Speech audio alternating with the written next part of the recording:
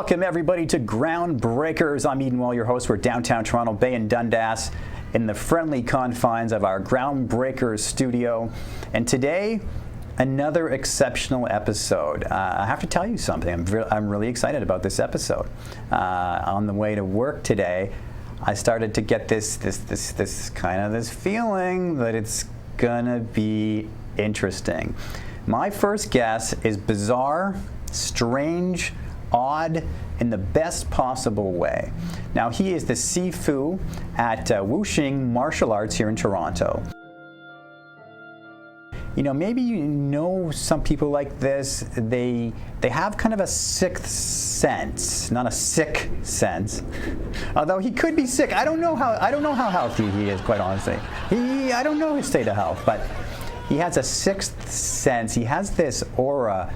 He's able to really kind of read body language and read people really well. He's got great intuition. You come to this studio with an amazing pedigree, with an amazing reputation, not just as a martial arts instructor, but as somebody who has this special aura about you. Great intuition. Now, intuition scares people. It scares the heck out of me. People often tell me I have good intuition. Why does intuition scare people so much, do you think? I think that we like to remain hidden. Hidden. Yeah. And we don't want, things that are dirty laundry sometimes. Perhaps they don't need to be that way, but that's how we view them, to come out and be revealed. How often do you do your laundry, by the way?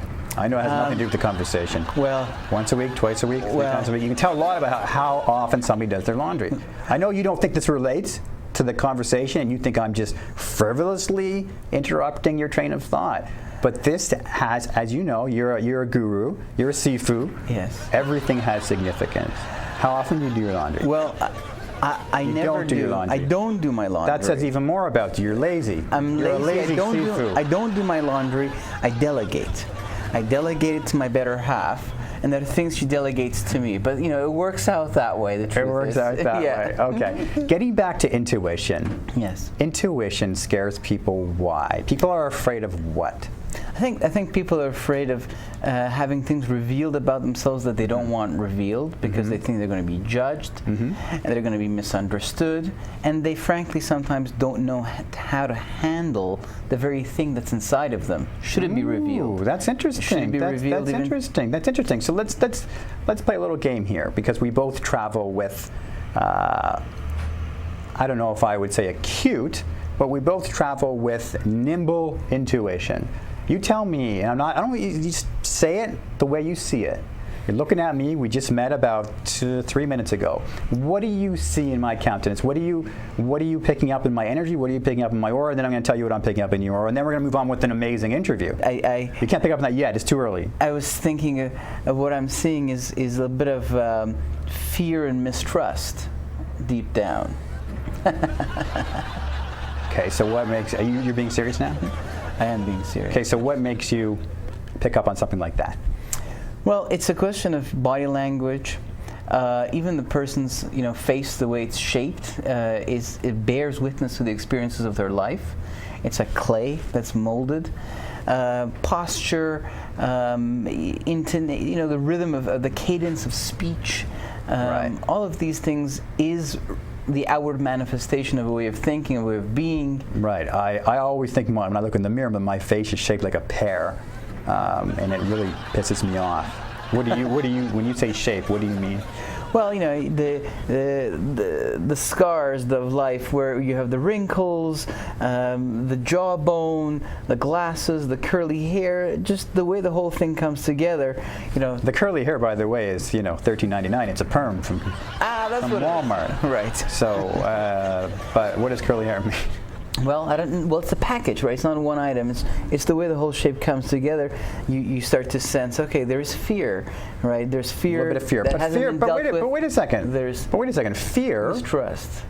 Okay, so fear though is a motivating factor. We all need fear. Yes, I'd say there's two types of fear. There's a fear that stops you from getting run over by a car, yeah, and you need that fear. But there's also a fear that stops you from living. Yeah. from taking chances, from walking that path that you deserve to walk in, Right. and that holds you back.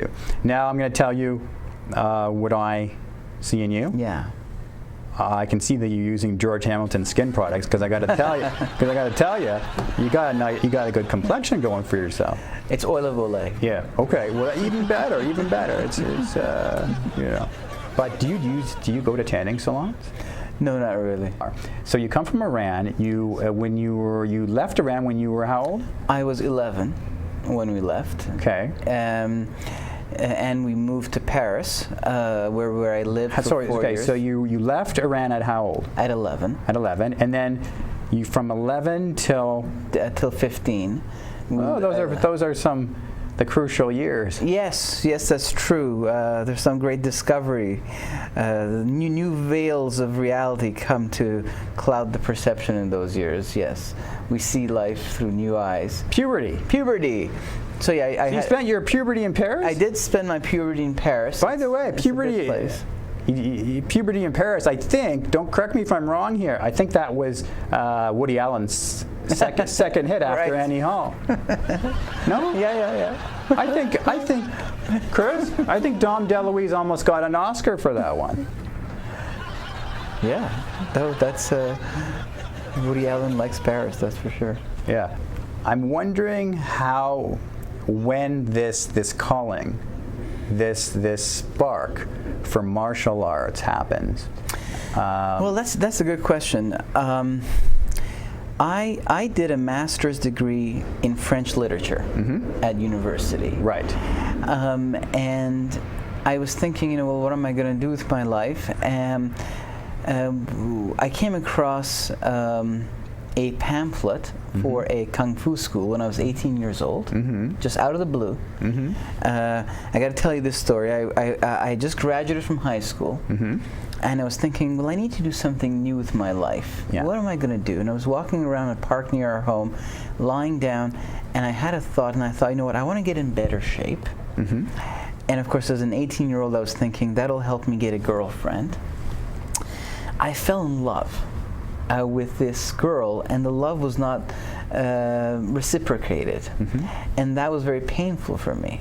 Now, when you say you fell in love with her and it wasn't reciprocated, do you mean you had a crush on her? Were you dating, or is this you had a crush on her from a distance? Well, I mean, I did approach her, I did try. And she rejected you? And she rejected me. Okay. And that kind of took me into a deep place of pain. It sounds silly, but it's not silly at all. It suddenly opened my eyes to how much pain there was out there in the world. And I was suddenly looking at all the information in my head about history and about what I was seeing on the news, and I was suddenly seeing a whole new layer in all of that information, which was pain. Right. And that brought up empathy in me, and I wanted to help people. And of course, it also accelerated the spiritual question: how could there be God if there's so much suffering in the world? And that has to be answered. So there was this empathy that stayed with me, where I'm interested in working with people.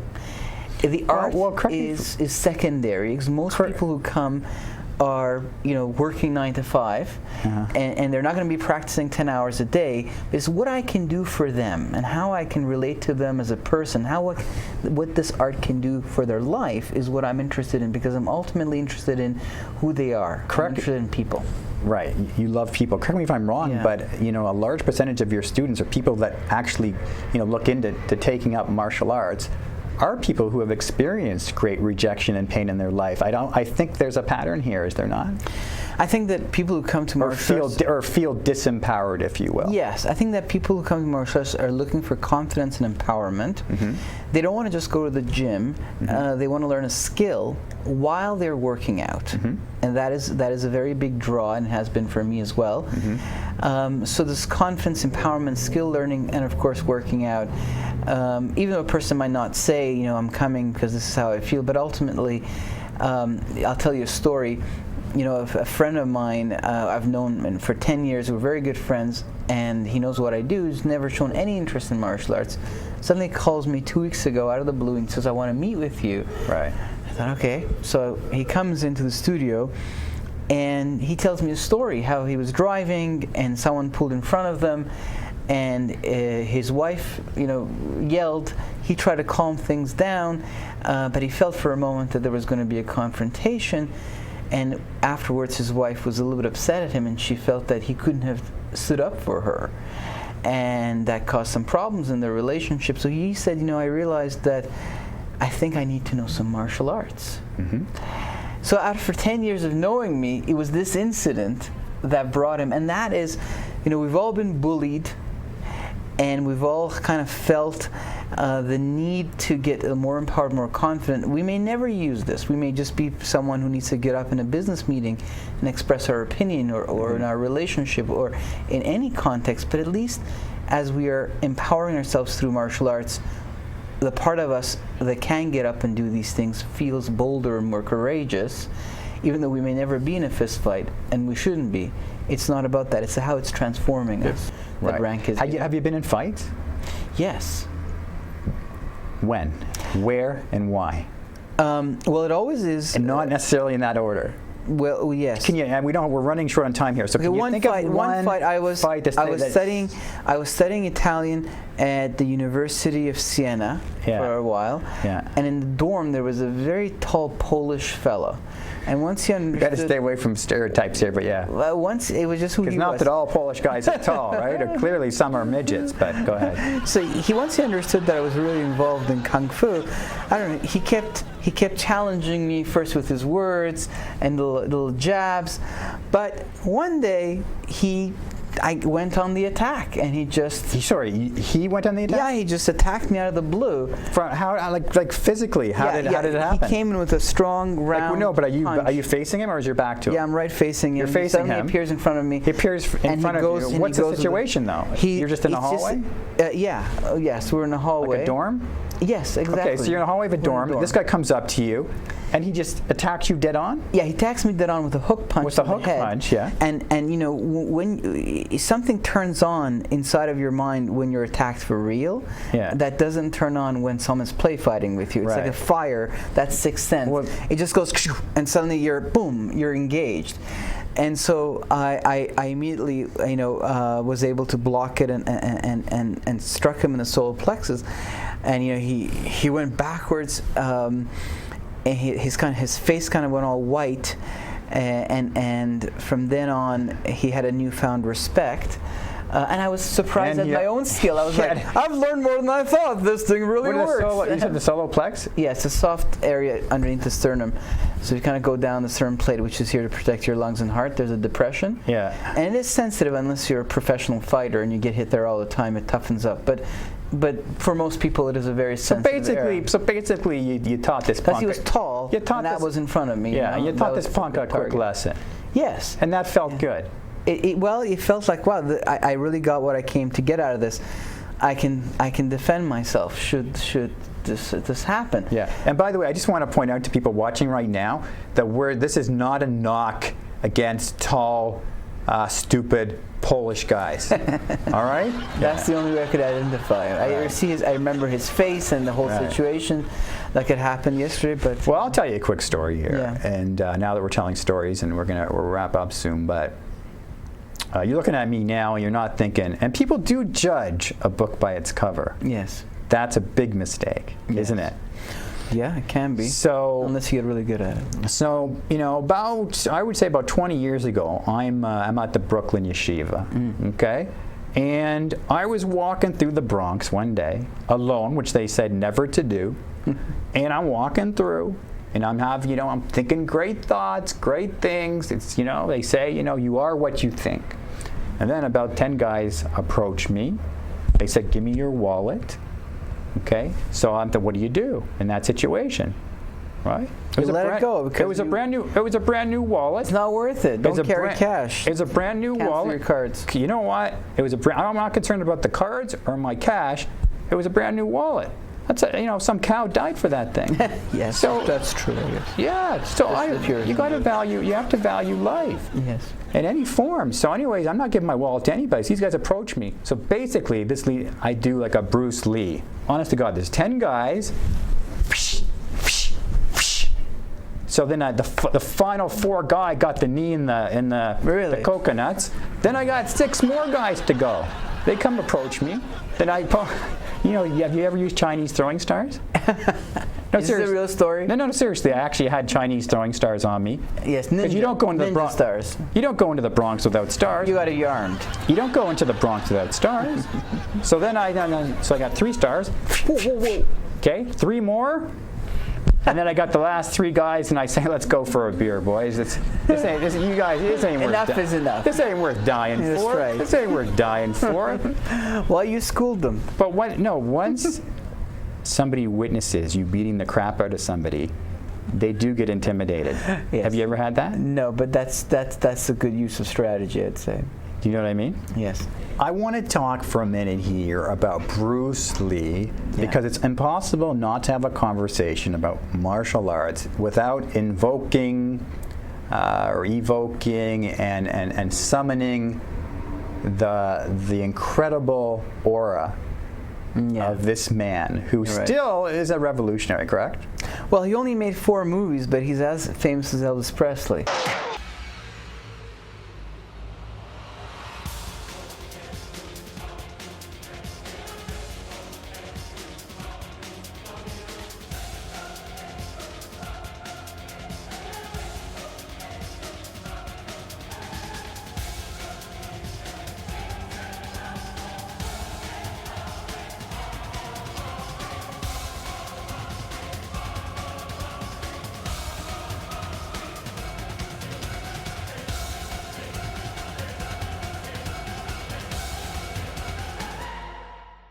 What do you think it was about Bruce Lee that has us talking about him to this day? Well, his skill level was so high. He was only 33 years old when he died, but teachers that he studied with said that within weeks he would learn what others would take 5 or 6 years to learn. Okay.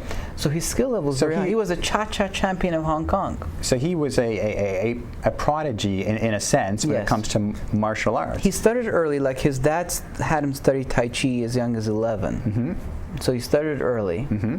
So, but there was this spiritual component to Bruce Lee. A philosophical component, yes. Yeah, philosophical, spiritual. Yeah. But it was in his own way. Didn't he develop his own? Jeet Kune Do. Yeah, he developed his own martial art, which I think any martial artist should do. Yeah. Because martial art's not about style; it's an art, martial art. At some point, if you can't innately create the fighting out of yourself, then you're not there yet. Right. You're just following rules still. So I think that he was trying to demonstrate that principle, which I think about 5% of people really get in the martial arts world. You have to become the artist at some point, and he did become the artist, and he created Jeet Kune Do as his painting, as his composition. He said, "Here is my expression," and I think that every martial artist at some point should be able to do that. In the case of Wushu martial arts, what we've done is combined Tai Chi and the 5 animal styles of Kung Fu and created something creative, where we invite the student to learn these basic principles and eventually become creative with it. Other than that, Bruce was also very charismatic. Right. Your website is? WuxingMartialArts.com. It's WUXING martialarts.com. Okay. And we encourage people to go there, and it's a very comprehensive site. You have a blog on the site that where people can keep up to date with what you're up to. That's right. So that's amazing. Yeah, we also go into corporations. We're hired for that. We go provide private instruction in people's homes and condos, and of course we have the group classes as well. Awesome. Well, listen, like I said earlier in the conversation, it's a pleasure, to talk to you. Okay, take care. Nice to see you. You as well. Cheers. All right, there is Sifu Ali, as he's known to his students. We're going to take a break. We'll be right back on Groundbreakers in just a minute. Thanks for being here, everybody. Back in a minute. Thank you. Welcome back to Groundbreakers. What are you laughing at? I'm trying to do an introduction, you turkey. Welcome back to Groundbreakers, everybody. My name is Eden. We're live, Bay and Dundas, downtown Toronto. And my next guest, well, it certainly is a pleasure to meet her. I'm going to reveal her in a second, but keep the camera on me, Chris, because I want people to know who she is. Her name is Erin Bud, And she has an amazing story. She was diagnosed with Crohn's disease, and the doctors told her that she needed some heavy-duty medication to ease the pain and ease the discomfort she was in, but she refused on principle, and she healed herself. So this is an amazing story. And then, once she healed herself, she went on to become an amazing entrepreneur, and I'm very proud of you. Thank you. I'm very proud of you for doing all of this. Thank you. It's great fun to have you here. It's great to be here. Let's talk about this, Erin. Yeah. So, because I know there's a lot of people out there that are can relate and are suffering, and I really do think this is important. So you were diagnosed with Crohn's disease. Yeah. And you were in a lot of discomfort. So I guess tell me about that moment and that period of time. How did it start? I just suddenly had it just started about, let's say 7 or 8 years ago. I had this flare up, and I don't remember all the details now because it was a while ago, but I remember being in a lot of pain, and the doctors didn't know what it was. And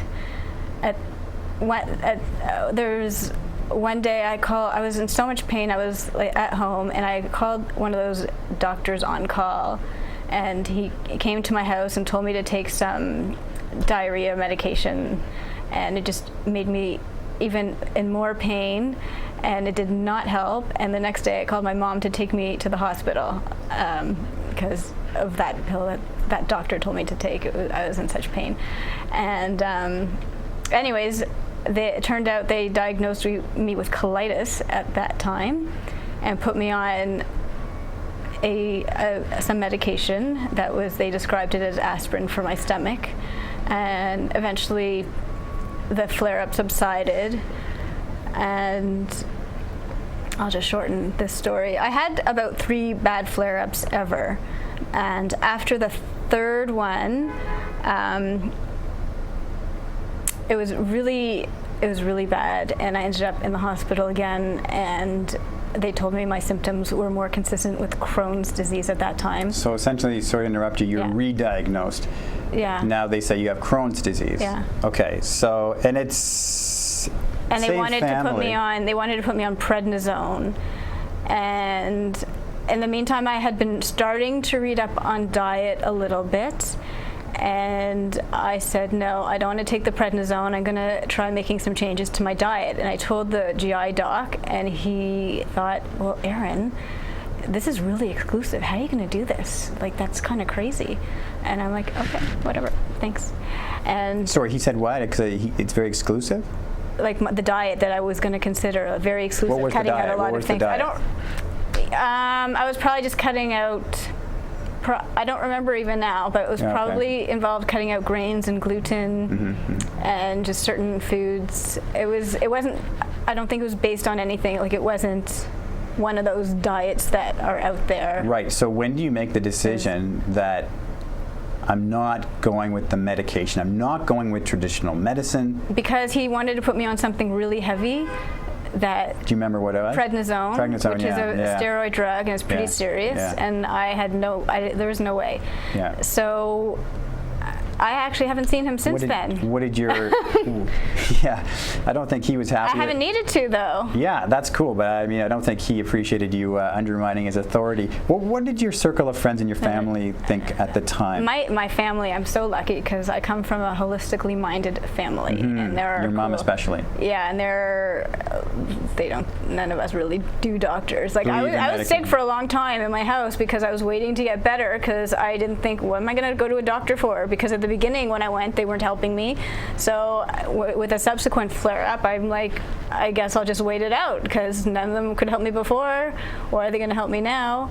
And so you take the onus and the responsibility for yourself, which is amazing, and you say, I'm going to heal myself. I didn't even look at it that way. But that's essentially what you did. I guess. I just decided I'm not doing medication. I'm going to try dietary changes. And I haven't had any flare-ups since. Okay, so what diet do you think did it for you or helped you? I think a lot of it was probably cutting out sugar, processed foods, and gluten, and even grains in general. And I went through, there were sort of phases. I also, around that time, I was introduced to a nutritionist who was, she was vegan, and I read a lot about her stuff, and it made sense. And she had also had a Crohn's issue, and she says that she healed herself as well. So I followed a lot of her suggestions and her practices, which was basically vegan and gluten-free. I'm thinking that there is an emotional component to this. Yeah, I think so. And you agree? I agree. The mind and, it's like a brain gut. It's so inextricably linked, right? And I think doctors are learning this more and more every day, is that link is closer and closer and closer than we think. So if you don't mind talking about that, what role do you think, and I hate to make you feel awkward, but only because I think we can help some viewers here. What role do you think the emotional component played? Have you thought about in the medical issues? In your health issues? I mean, have you thought about that? Probably. I think, in hindsight, I think that there was just stressful situations that I was literally holding down in my stomach, and it was eating me up inside, literally, which led to the whole Crohn's and colitis issue. Right. So then your recommendation would be for somebody who's going through a similar situation like you to talk to somebody about it. That's seek a counselor, seek a therapist, right? And learn how to forgive yourself. Wow, that's an interesting idea. Forgiveness. Which is hard, because we can be so hard on ourselves. Yeah. Like, you make one silly mistake, and then we can be so hard on even something silly day to day. Oh, I'm such an idiot. Well, you're still saying it, and if you believe in the law of attraction, manifesting your own reality, you're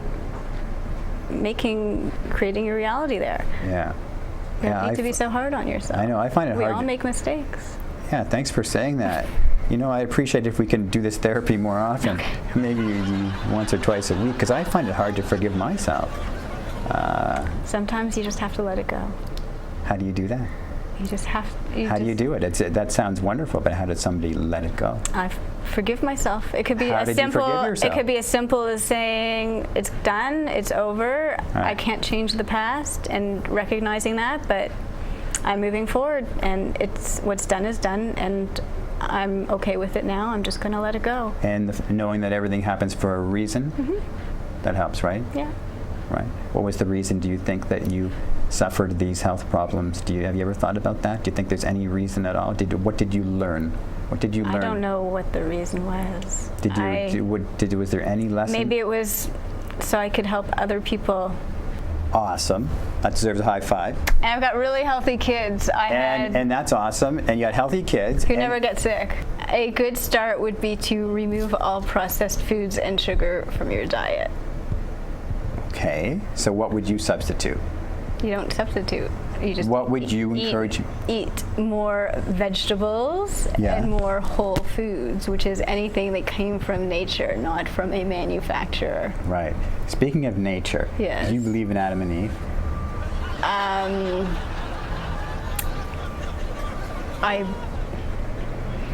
In a sense, I don't know if there was actually an Adam and an Eve, but. You don't believe in Adam and Eve? No, sir, I'm not joking now. I know. Yeah. Do you believe in Adam and Eve? In a sense, it might be like. You think it's allegorical? Yeah, yeah. Yeah, probably. Yeah. And do you believe that Eve was the one who just screwed it all up? When she basically, God said, don't do this, and then she. I think some of these stories are metaphorical. Regardless of if it's metaphorical or not, I'm just wondering. Let's say it is metaphorical. Okay. Do you think so? The serpent comes in, and do you think it was the serpent who screwed it up, or was Eve weak-minded in her resolution? Right. And do you believe that spiritually that Eve had relations with the serpent? In the Kabbalah, it says that she. What kind of relations? Like they're Like not the way humans have relations, like but they were friends and hung out. There was fornication. Oh, I've never heard of that. You never heard that? You might know more about that than me because you studied this stuff. Yeah. So do you believe in God? Yes. And what's your vision of God? I don't really have a vision. I do believe in God and spirituality. A higher power? Yes, higher power. A higher power? And how does he play a role in your life? God is there watching over all of us. Ladies and gentlemen, that is Erin Bud, and we thank her very much for being on the show. Thank you so much. Here. Great to see you again, Erin.